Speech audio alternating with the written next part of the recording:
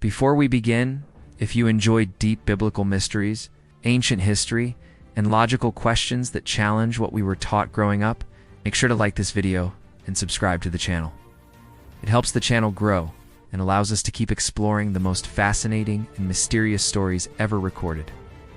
Tonight, we are traveling back thousands of years to a lonely river crossing in the ancient land of Canaan, a place called Peniel.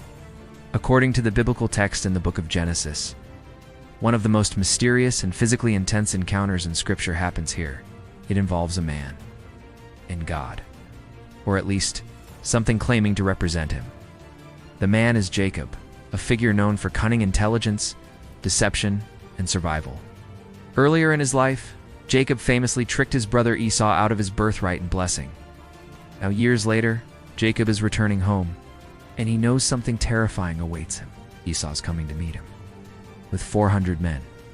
Is it reconciliation or revenge? Jacob spends the night alone near the Jabbok River, and then something extraordinary happens. The text says a mysterious figure appears and begins wrestling with him. Not a brief encounter, not a vision. A violent physical struggle that lasts the entire night.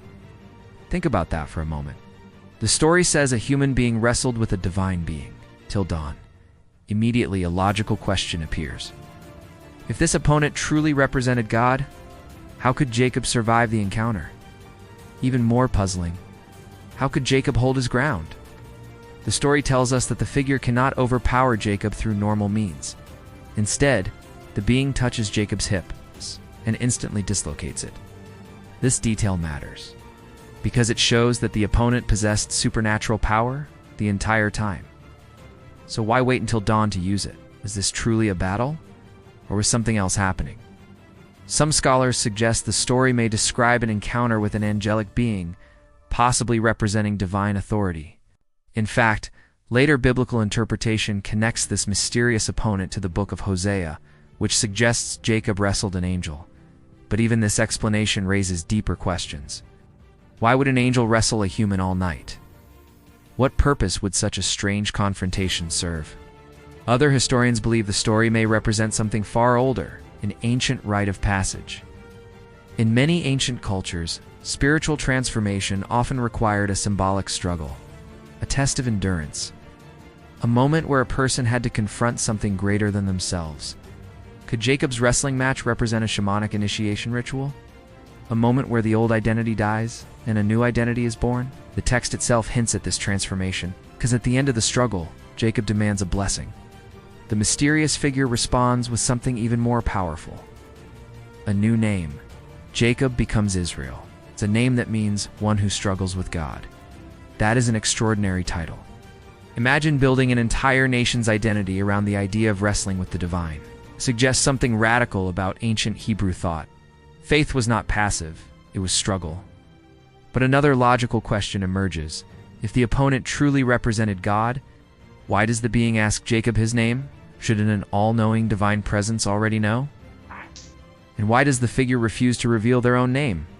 Is this a sign that the being was not God himself, but something acting as a divine messenger?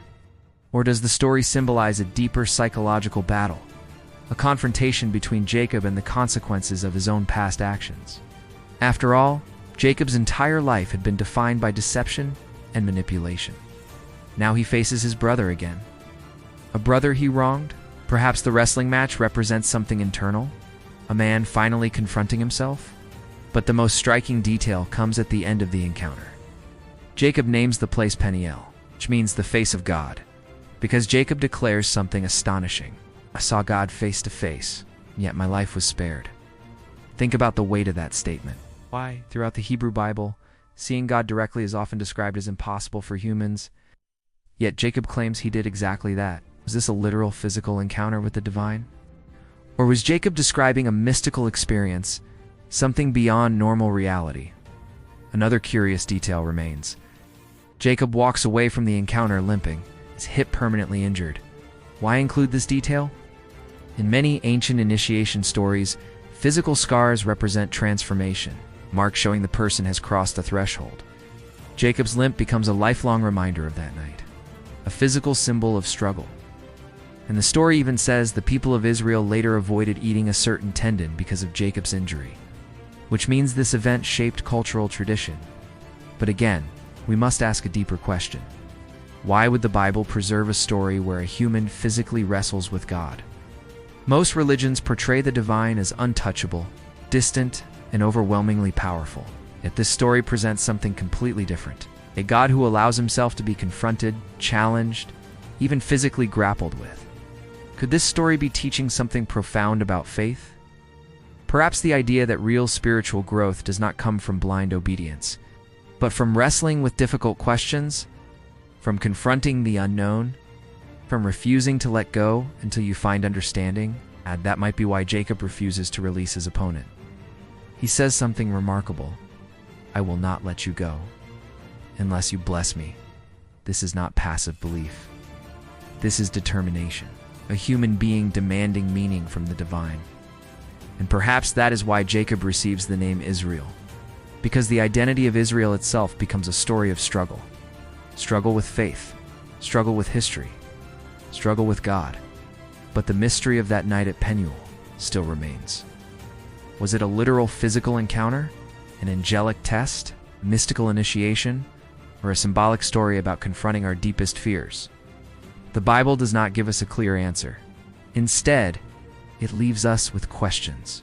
Perhaps that is exactly the point. Because sometimes the most powerful stories are the ones that force us to wrestle, just like Jacob did.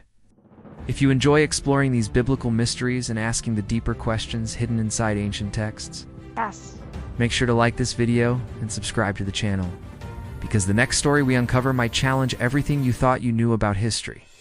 And who knows? The greatest truths are often hidden inside the greatest mysteries.